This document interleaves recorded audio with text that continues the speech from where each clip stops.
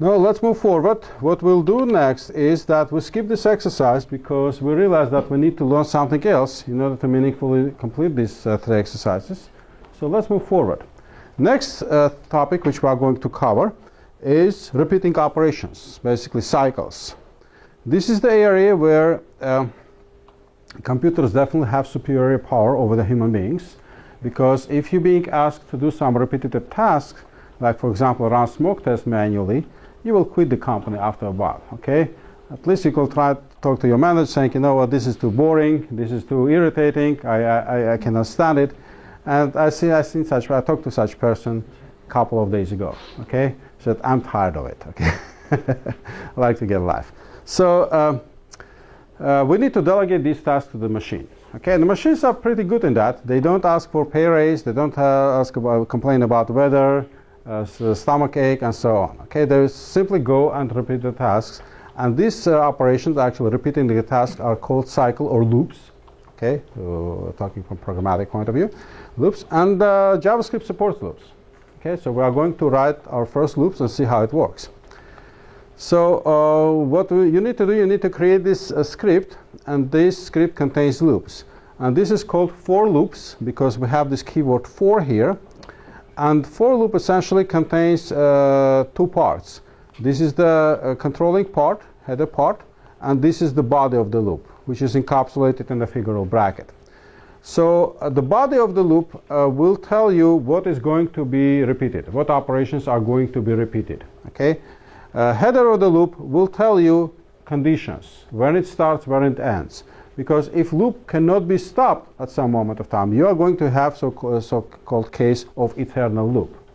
So eternal loop cannot run eternally, but it's called eternal because it will run until it will consume all your browser resources. Your browser will freeze, or if you have running on older machines, your computer will freeze. Okay, so you can repeat that. This scenario at home, not here. Okay. Essentially, what happens here is this is the starting condition. Variable I equals 0. This is the ending condition when I becomes equal or less to 5. And then we have plus plus I plus plus, what will happen within the loop. Okay, so cycle loop. And here you to print that. You say print current value of the iterator and then the new line. So let's go and execute that and see what happens. With the actions, what we're going to do within the loop. Okay, as soon as you define this, then creating the loop is very easy. Basically, you have to create this header, and then you have to provide angle brackets, and then this loop will be repeated. If you like to run this statement, say 200 times or 2 million times, no problem. You basically change the end condition, sending to 5,000. It will be run 5,001 times. Okay, so straightforward. So we can do this to generate multiple zips. So that's what we covered that part, and here's the code for generating multiple zips. Okay, so what you need to do, definitely you need to create a random number and multiply the random number by 100,000. Okay, and in that case, these random zips will be created for you. Okay, so let's do that. This is slide 60. Okay, I'm going to do that together with you. So let's do that. That's 60. Okay, this is the code which I need.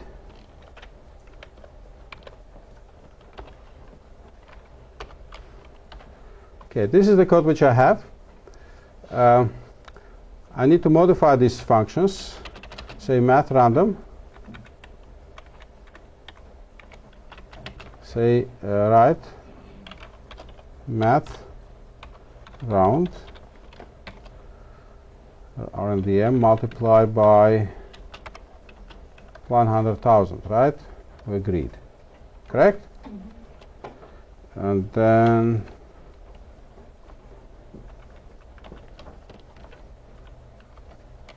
let's say document.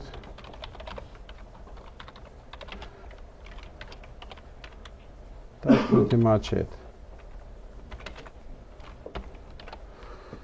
So let's see. Zip to all files.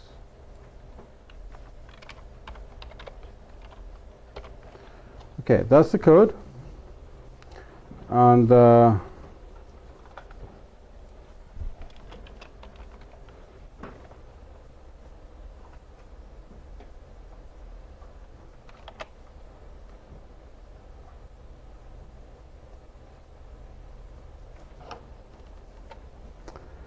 let's see if it's working or not. So random zip2, okay. Allow block context, say random. And here are zip codes which are generated. And you see some of them, approximately 10% of the cases, the number which are generated is less than, contains less than 5 digits. Okay? So, but nevertheless, this code is good for generating random zips. If you are testing this postal application, this might be a very good code to generate random zips, so you can actually punch into the application and test it. Okay? Or you can copy and paste to the Excel spreadsheet, and then your automated test will read from the Excel spreadsheet. Okay, so what we can do, let's go to the presentation. Okay. Okay, this one. So this code is working. Okay, with modification, it will generate random zips. Any questions about this? No? Oh. We are going to take care of that. Okay, one more step and we are almost there. Okay, we'll be there. So in this case, we have a so-called for loop, and for loop is characterized by the fact that we know the starting condition and ending condition. Okay, and then we know how many times it will run. There might be some situations when you don't know how many times you have to run.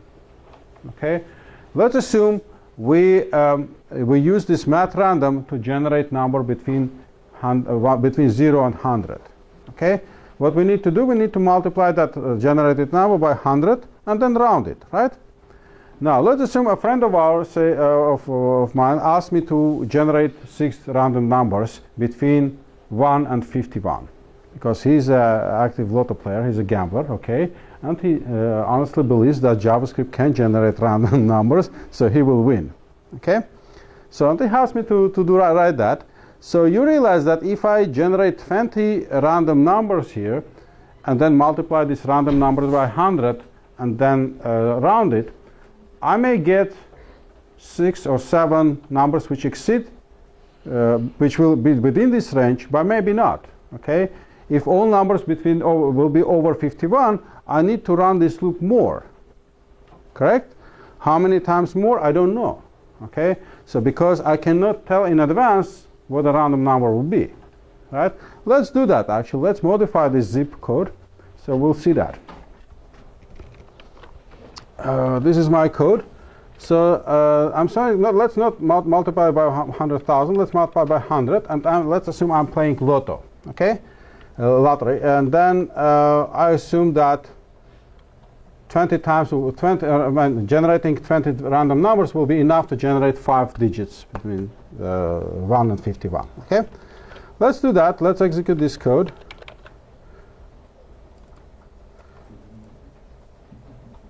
Come on. Okay, so is it enough or not? This is okay. This is okay. This is okay. These are not okay. This is 4. 5. You see, 7 is generated several times, right?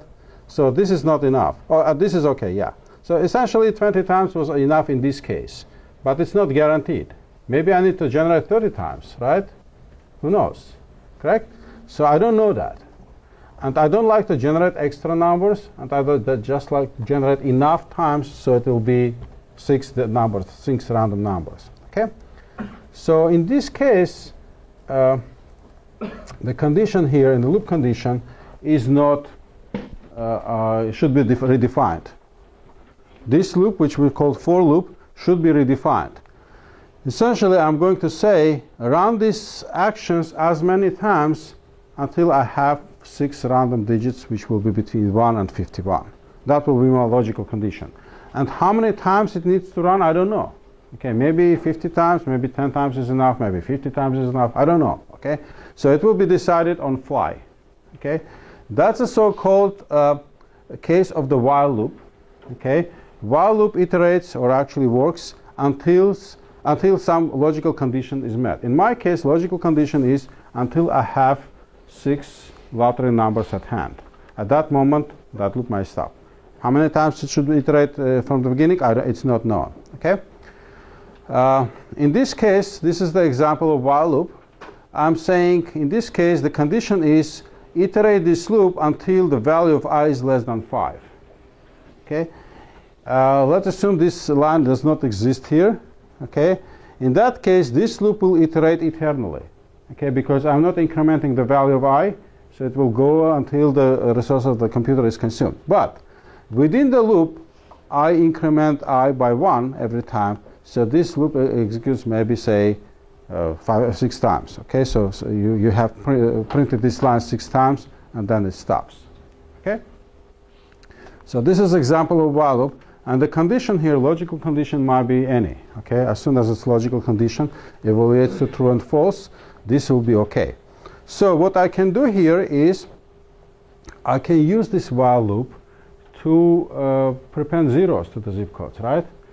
I'm saying let's say I generate some number, okay, and that number might be consist of 1 digit, might be consist of 5 digits, but I don't care. I'm telling the computer, to JavaScript, saying, you know what, keep adding zeros at the beginning until you'll get 5 digits. Okay, at that moment I'm fine.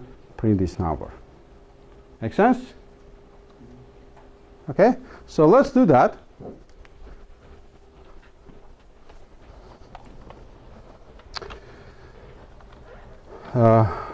Let's do this.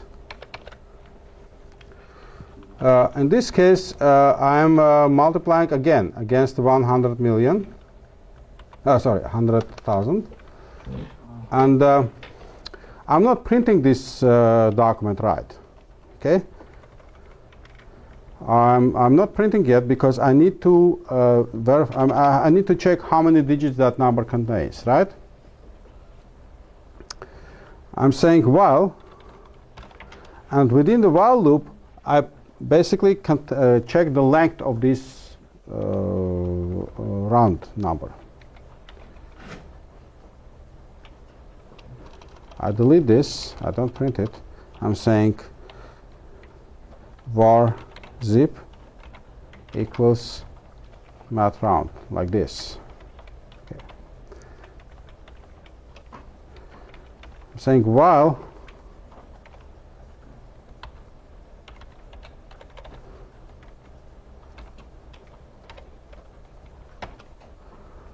the length of the zip is less than 5. So basically it contains less than 5 characters. What I need to do, I simply need to add zeros. In this case I'm saying zip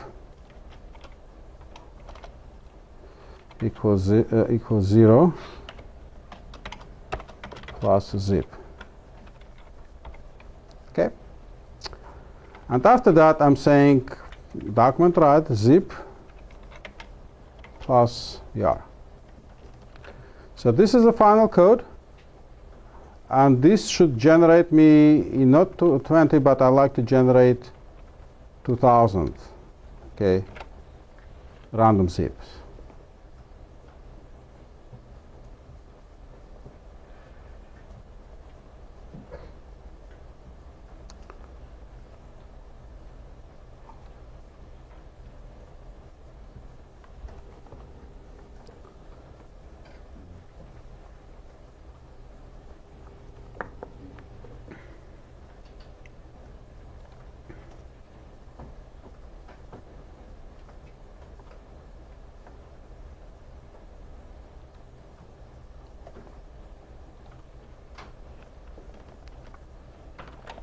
Let's test this guy.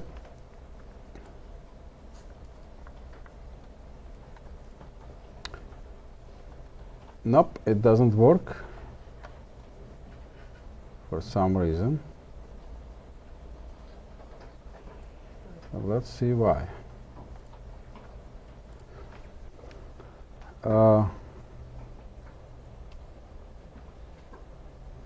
Okay.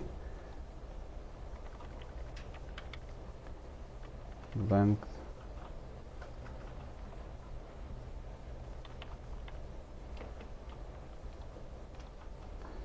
less than 5. This is correct.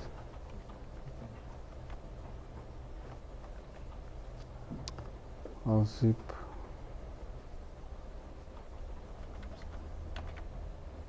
length. That's correct.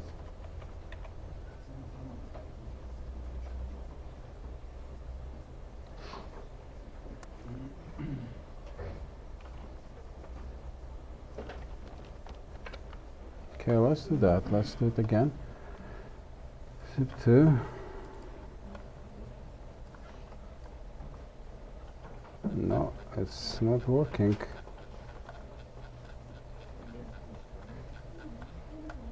See, I even got to 34, but it doesn't work. So it means, sorry? Why does it work in my case? Length. Anything else I did here? Zip, zip.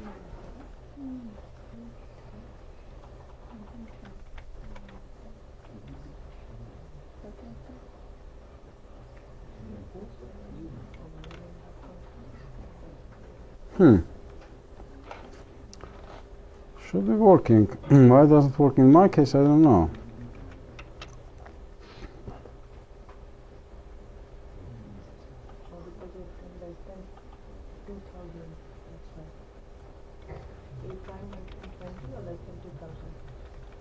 This one? No, it doesn't matter. It should absolutely shouldn't matter. Let's see why it doesn't work in my case. No. So this is not. Sorry?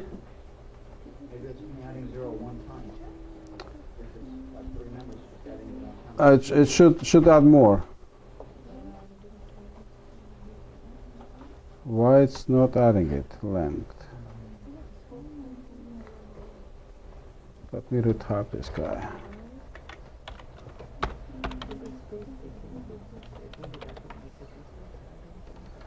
Okay, 0 plus zip. Let's retype this guy. This is correct. BM. That's correct. Document, right, zip plus BR. Absolutely correct. Run zip HTML.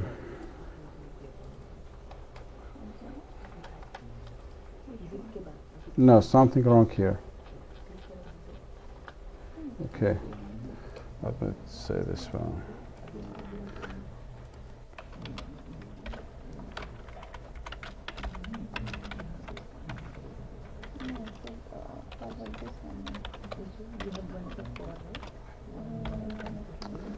Just it doesn't like that, doesn't like, okay.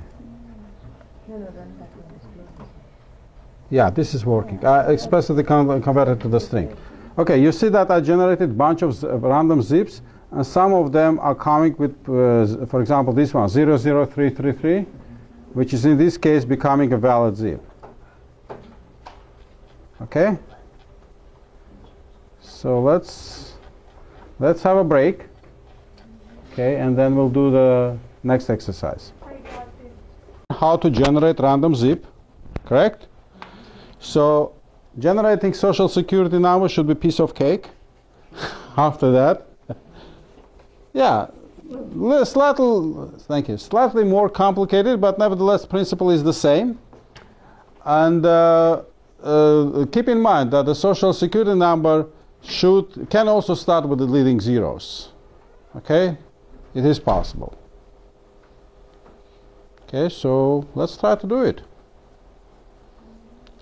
Now, very useful because this situation when you need to generate random data is very common. Okay, when you test that, especially in automated testing, it's very, very useful. You are not going to sit in front of the machine and punch manually. If you create a script to test your, for example, your postal code, then you have to do it automatically. And such application exists, so there is a probability you will test them. For example, application which calculates local taxes based on a postal code. Okay, you punch the zip code and it will give you state tax, local tax, city tax, whatever, rental tax, different kind of taxes. Okay, you should be able to test it.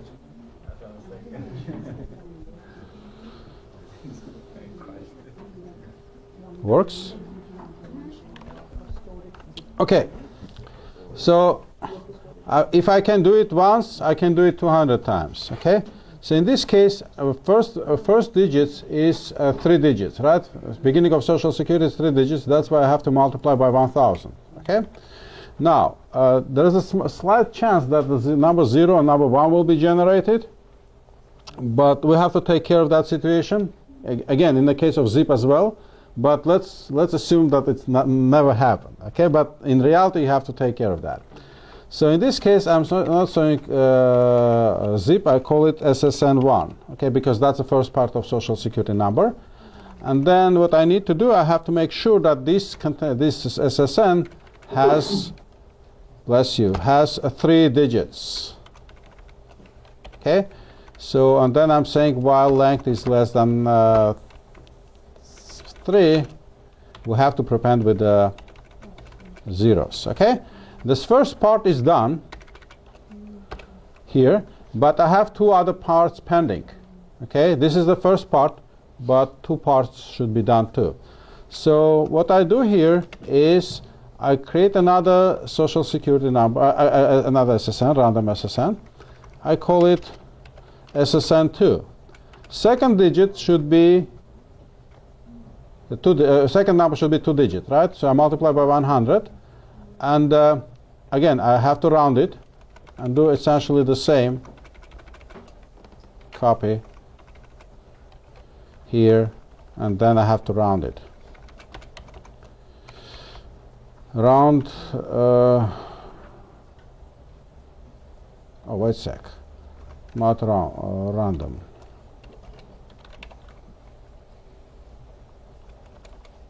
Like this. So, and then I have to round it, wait a sec. Something is, no, this is correct.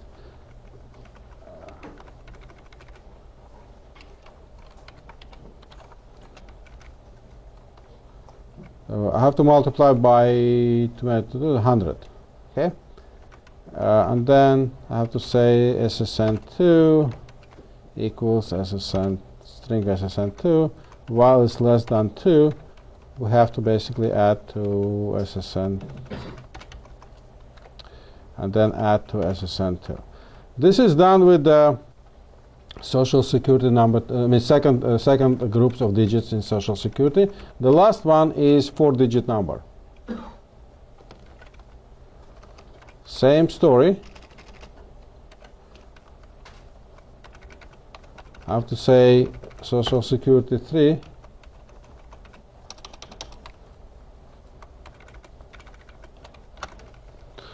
I have to say Social Security 3 equals math round. I have to multiply by 10,000, correct?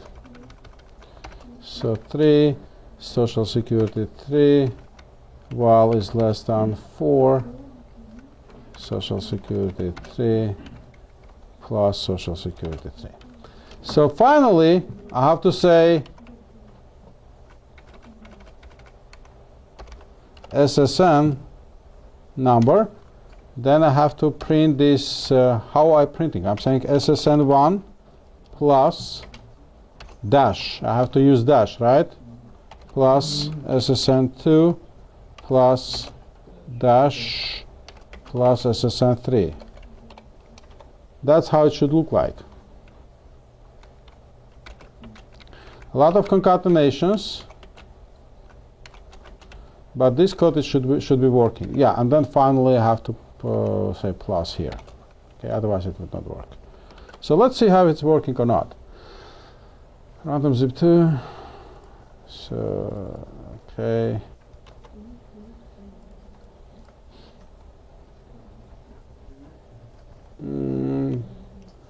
Something wrong with this guy. Okay, so let's see if I can generate it. I don't need 200 times 20 is okay. Browser is busy. Yes, yes, yes, I'm ready for that.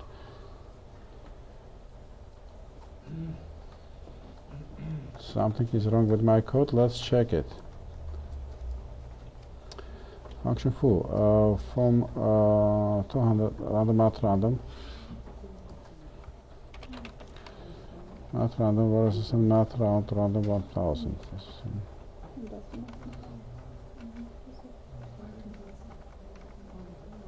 This is correct. Not random, not random.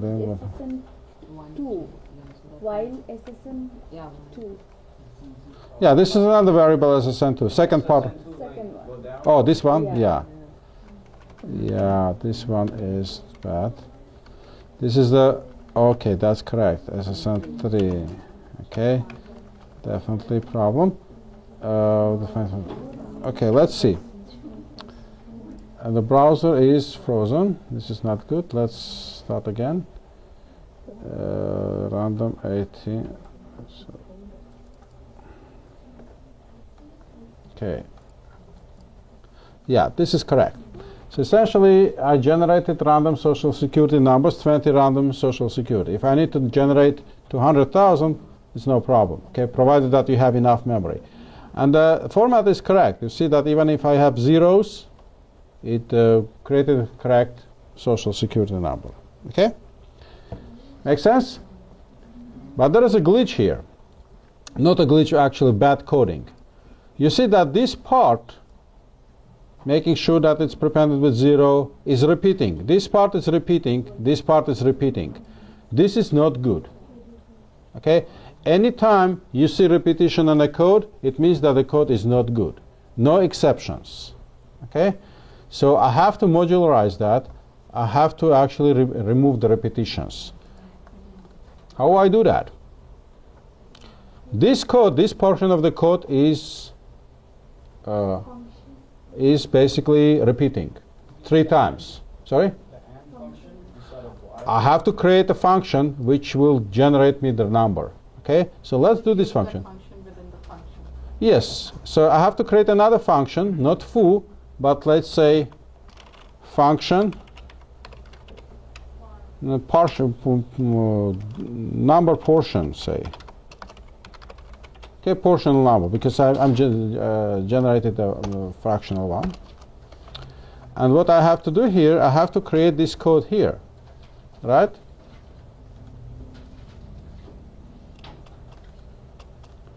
I put this code in this function, but the question is that these values, 100 and 2, whatever, is kind of a hard-coded there, right? What if I need to generate 5-digit number, 2-digit number? I have to make this function flexible. So I'm saying is size. I'm passing a parameter size. In this case, size will tell me how many digits I need. This 100, remember here, there is a link between these 2 and 100. If I need to generate 2-digit number, I have to multiply 100. If I need to generate 3-digit number, I have to multiply by 1,000. Essentially, that will be 10 to the power of size. Correct? So in that case, I'm flexible.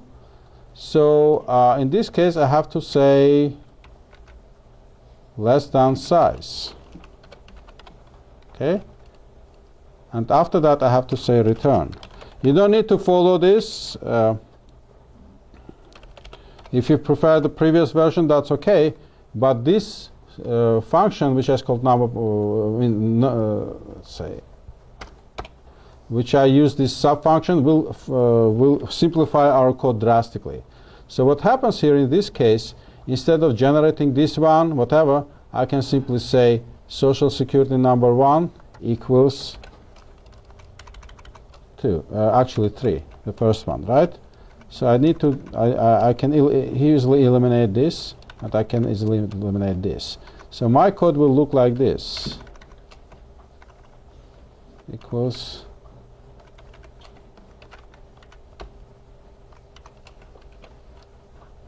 three, and I eliminate this code.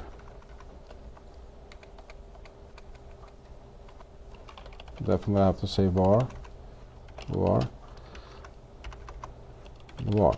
And you see that my code is actually getting much better.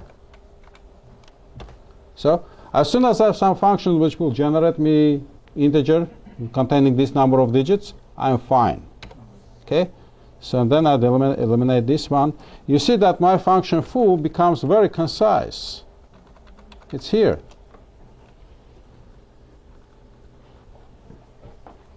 I don't care how these numbers are generated. As soon as I have a function which will do that, my code becomes very simple. This happens because I simplified my code. Okay, I just eliminate the duplication, replications, and then code becomes very simple. Okay. Now, what we do here is that I created this function number portion, right? It's probably not the best name, but nevertheless, we have to test it. We have to make sure that it's working. And if we test it, we do unit testing, make sure that this function number portion is working, you can forget about it. As soon as you remember there is something there which will generate any number of digits. Number consists of a given number of digits. And this function which does that. That's it. How it works, we can forget about that. As soon as it works, we can simplify our code so it will look like this. Okay? And in reality, you have to do this way because anytime you hit the repetition of the code, simplify it. It's not guaranteed that when you start writing the code, you will get the best code. Okay? Maybe you have some repetition somewhere. That's why you have to analyze your written code. As soon as you reanalyze and saying, these are repetitions, bam, you need to refactor it. Okay? So this I'm talking about this code. I'm talking about this the details because you cannot avoid that. It's not because I like to scare you. Okay? So Halloween is past, but it's like David is going to scare you with the code. Okay? Not the case. You'll face this. Okay? You go to the company, you have to make automation. Okay? You'll hit this, the same problem. You have to make the code concise and eliminating repetitions, because if you have repetitions on the code, it means that you are going to lose time when you are going to maintain that code. And the code sooner or later will be maintained, especially in automation business. Okay? So try to eliminate that, because if you eliminate that, and if, for example, you need to refactor this function number portion, for example, you are not happy how it works, maybe for next day you decide to generate fractional numbers, right? Not integers, but fractional. You definitely have to modify this number portion, but you have to modify in one place. If you have repetitions in your code, you have to go and modify in many instances. That's not good. Okay, so that's dangerous. Anyway, can we see the number portion file? Sure. Number portion part. Let me see. It's this code. Var. It's probably not a good name, but nevertheless, it's. I guess it's something. Size, yeah. Should work.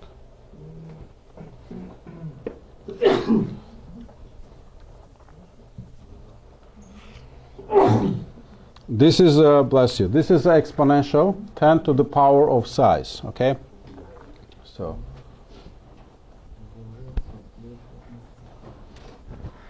again, this is untested code, okay? I'll not I will not bet, my head that is working. You have to test it. Yeah, you have to test it. Unless it's not, unless it's tested, you cannot say it's good or not. Okay, that's why I'm just throwing this code, saying that this should work, but I don't give you any kind of guarantees. Okay, I haven't tested it. You confirm that.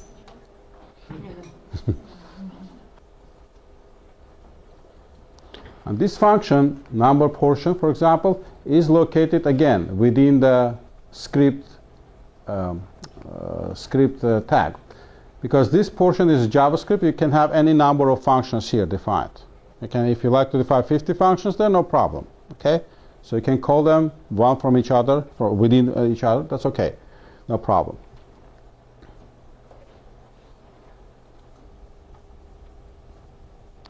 So as soon as we going towards the perfection, I like to make sure that this number is not 1 and not 0 here, right?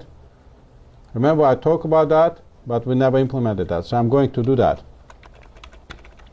I'm using the the tertiary operator, I'm saying equals 1. In a case if it equals to 1, I like to say it's equal to 0.5. Okay. Otherwise, it's RNDM. Okay. Or in a case of 0,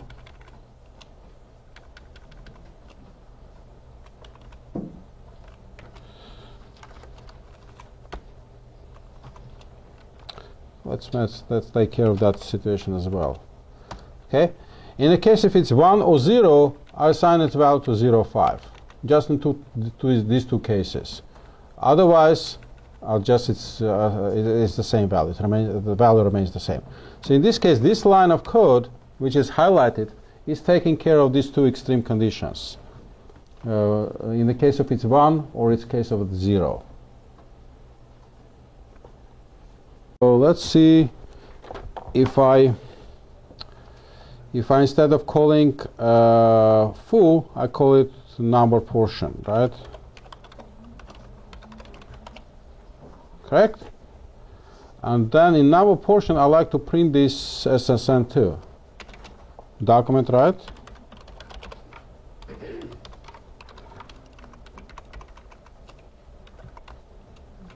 Let's say this is for debugging purposes, and I'm also indicate that I'm saying DBG, which stands for debugging, so I can remove that later on. Okay, I'll just put this flag. Let's save this guy, and let's try it. Yes, allow this context. Does not work. Okay, this is working. Let's see. Let's modify this. Let's see what's wrong with this code. Okay, this one is working, and let's print this. Oh.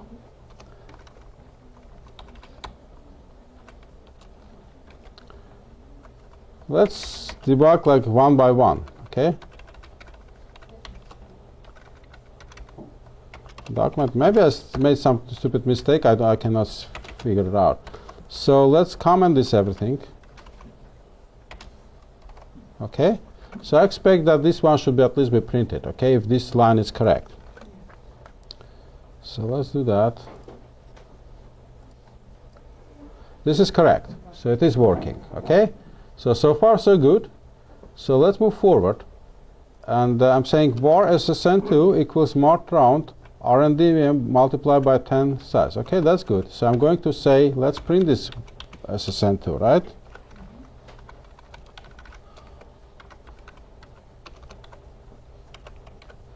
Print SSN2. Let's assume that this code is, if this code is not working, we're not going to get anything. Okay, let's see that. Yes, allow this one. This is not working. Okay, so what happens is that this might be exponential in JavaScript. Let me see if I remember it's correct. Might be type problem in syntax. Say JavaScript exponential function.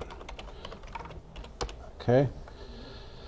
Exponential method. Okay, let's see. That's what it says. To exponential. Okay.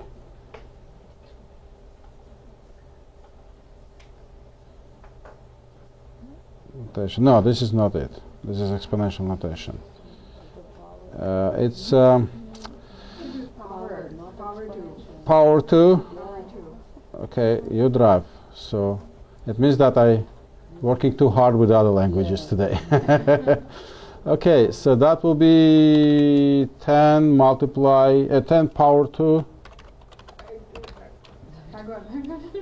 See, no, it's power 2, I think will be 10 and then size, like this, correct? Like this? Yeah, it might be a syntax problem. That's what I'm saying. So JavaScript exponent operator. Will be this. Okay, Math function. Okay, math functions, round exponent. Let's see. PO. Okay, PO. Okay, math PO. Okay, that's it. So yeah, that will be it. It will be math. That's it. Okay. So let's test this guy. Okay, so it means that I made a mistake. It happens. So allow. Still doesn't work. Let's see what happens here. Sorry? There are two. Oh, but oh yeah, that's wait a second. I commented this guy. Oh, okay, I didn't. Okay. So yeah, I didn't comment that. Okay, let's see. Let's try this guy. We have to hammer it down, not a number. So what it means that I messed something. So we need maybe size to the power. Okay. See. Undefined. So that's not good. Size. Yes. Yeah, we didn't call this function. That's correct because we called it differently. Number portion 3. Yeah, that's what it is. I have to call it the number, right? Not just simple. Yeah, that's what it is. That's correct. So I say yes. Yeah, that's 3. But that's so far so good. It printed. Okay. So I'm not saying SAS, we'll say SSN2. Let's see if it generates correctly the number. Okay, one step at a time. 360, which is correct. Okay, in this case it's working. So I can uncomment this one and uncomment this one. So I hope it will work. In this case, I'm using the previous function, which is called not function, but I'm called foo. Foo. Foo. Okay, let's see if it's working or not. Yes. Yes. Yeah, this print is because it's. I remember the debugging messages. Remember? Yeah. So I'm going to modify the code. This is debugging message. I have to comment this line. Okay, I don't need this. And then if I run the script again, you see that again, somewhere else, not only that place. This one, I don't need this line. Okay, so I don't need this line. This is correct. Let's see. Yeah, this is correct. So it's actually, we're able to generate the same social security numbers, but in our case, the code is much simpler. As soon as I tested this code, this function number portion is working, I may forget about that. Okay, so I know that I have some function which will generate me random length, random numbers with a given length. Okay, I forget about this. So my code for generating the social security number becomes pretty clear, like this. Now, if I ask you to generate random phone number, it should be no problem here at all. What you need to do is just simply combine 3 portions of it, maybe say 3 digits, 4 digits, and you have random phone number. Okay? So simply writing new function for generating random phone is a piece of cake now.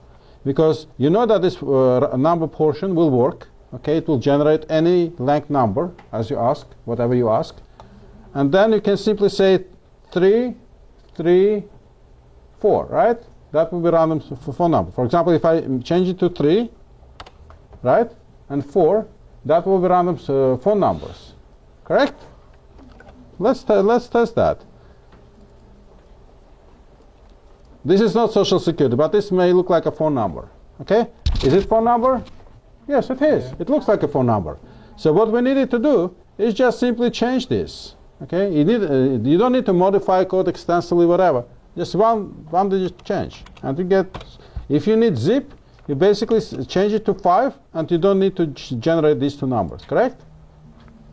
Or if you need to generate zip in a format like 5 digits and 4 digits, then you have 5 and 4 here. That's it. You're done. Okay? So code becomes suddenly very simple. Okay? So this is beauty of modularizing that and then putting function into different, putting code into different functions. Okay. Now some people, especially the beginners, they're afraid to split the code into many functions. They say, you know what, it's better to have in one place, I have under control rather than split in different. No, don't be afraid. Okay. If it allows you to simplify the code, split, create 100 different functions, that's perfectly okay. Because you'll never know when you need to do one or another function. Okay, like this one, for example, number portion. You may have 100 of these small functions which may be very useful, and then if you can combine them in any order you like. Okay, but essentially our code is this one. Okay, this is function foo. Essentially this is the code. It's a very simple one. If you need generate, say, 2000, simply add 2 zeros here, and then you get 2000. The social security number, phone number, zip codes, or whatever, you just name it. Okay. Make sense? Sure. Top? This is the top. Basically, this is the function which is called number portion. It's not a good name, again. You can rename it. But this is the function which generates given length random number, okay, of a given length.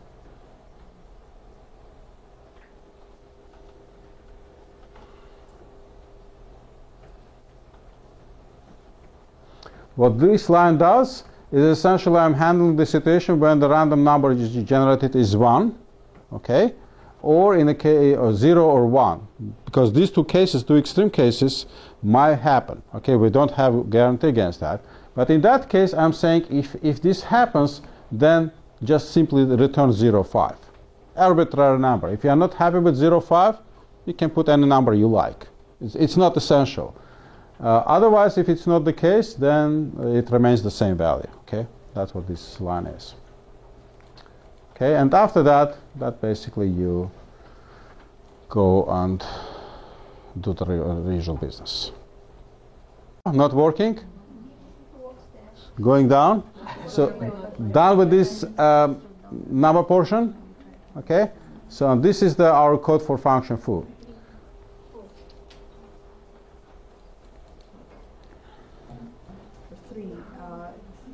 Certain numbers are not being... it means that something is wrong here or whatever, because this function is working. We tested that. Okay, so should work. So the functions are working, but it's generating... Now what you can do, you can actually don't print this one. You can comment this line and print something which print this SSN2. Okay, and go backwards and try to debug it.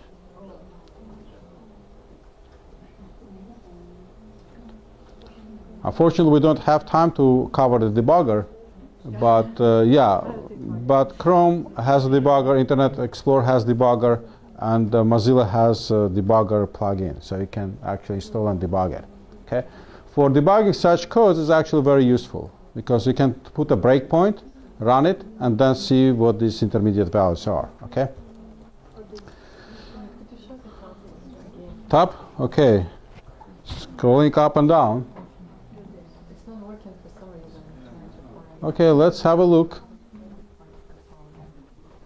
Nothing wrong with this, okay? It might be some typo. If you are interested, you can copy it from my machine. But let's move forward. Otherwise, we'll stay here until tomorrow morning. Which is not definitely our goal.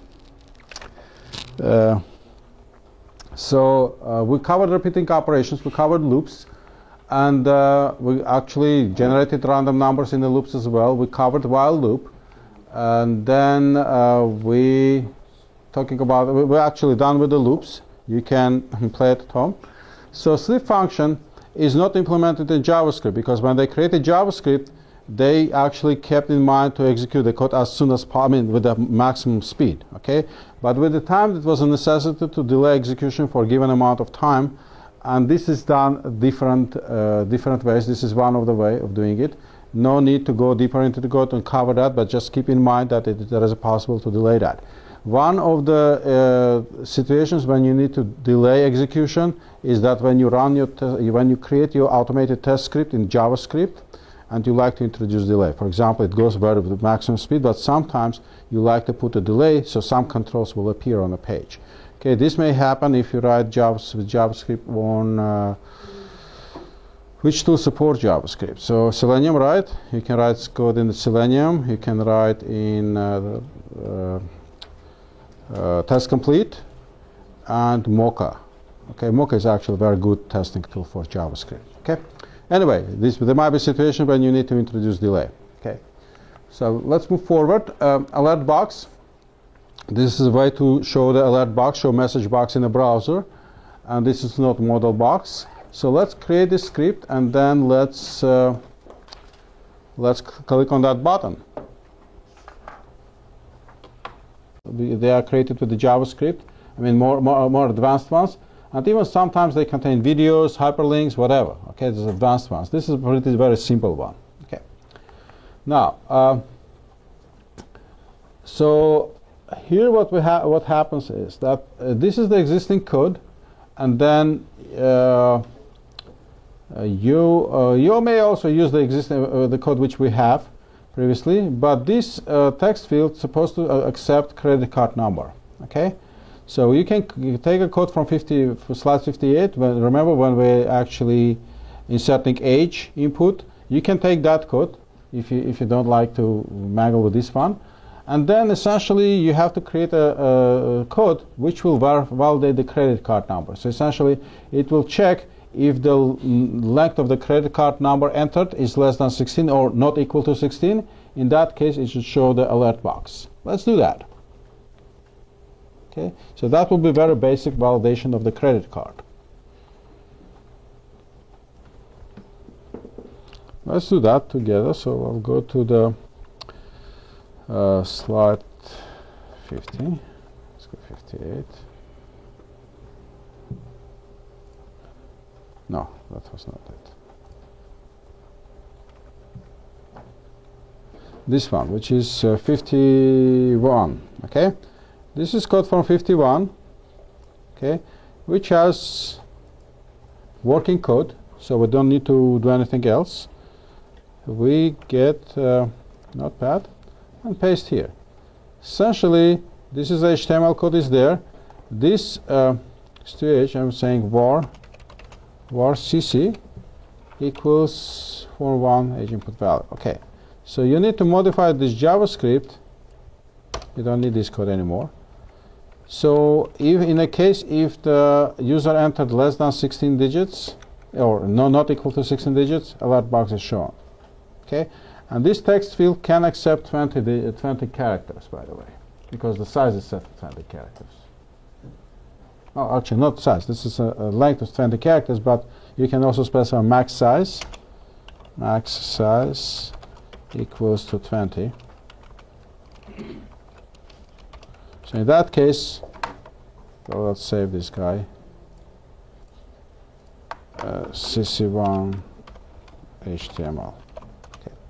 So here's the code which you should supposed to. You can use this code.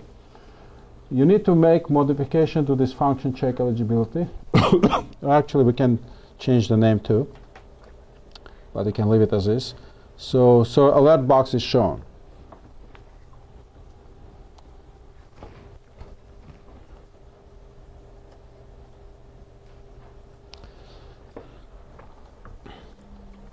So let's do it together then, or you need to exit time, which is more preferable.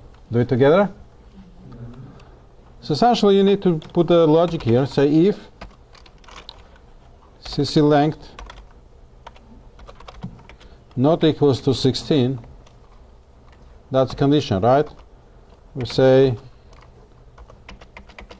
alert invalid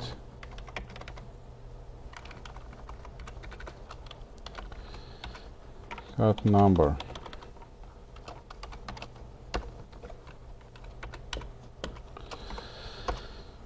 That's pretty much it. Okay. Also, I remove this guy. Okay. let's try this. CC1. Okay. So this button will not work. Doesn't matter what you do. I disable it. Okay. So let's assume I enter something here, and then say tab. Invalid credit card number. Observe here the following. I don't click button to validate. I basically, because you may think that when I'm clicking on the button, I'm sending response to the server, okay, and server validates that. I specifically disable that to demo it. What happens is that I'm saying every time I move focus from the text field, validation will be hit. For example, in this case, I just keep adding number. As soon as I tab out, I'll get invalid credit card number, okay? So let's put valid one then. 1, 2, 3, 4, 1, 2, 3, 4, 1, 2, 3, 4, 1, 2, 3, 4. Okay, that should be 16. And then if I tab out, nothing happens. It means that the validation works. Make sense? Definitely, this is not a complete validation, but it demonstrated that we can validate the input straight on the user machine. We don't need to send response to the server to validate.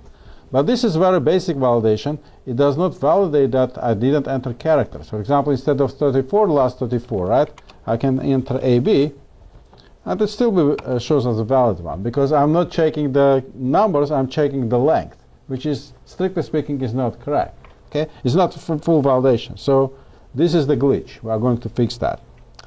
So you need to look at the code, or? Yeah. Okay. So this is the code. So observe here that I use on change. This is the event on change. It means that every time text is changed in the text field, this function will be called. Check eligibility. Okay, and I don't I remove on submit, and I remove the code from the push button. Okay, doesn't matter how many times you click on the push button, nothing happens. Doesn't matter how many times you click enter, nothing happens, unless you move focus from the text field, which it says on change here. This event is on change. Okay, I subscribe to this on change. We can also subscribe to the event right mouse click. In that case, this function will be called every time you right mouse click on it. Okay, you can do whatever you like. So you remove the return check eligibility as well, the on submit one? Yes, I removed check. Yeah, on submit, I removed that. I have only on change here. This one. Okay, so it means that every time the text in the text will change. That's how it is done in the real life. You have several text fields. You ask to provide first name, last name, credit card number, email address, whatever. Every time you provide a value in the text field, going to the next one, validation immediately fires. Okay? That's how it is done. You have validator linked to the given text field. Make sense? No? Doesn't make sense? Okay. What's wrong with this?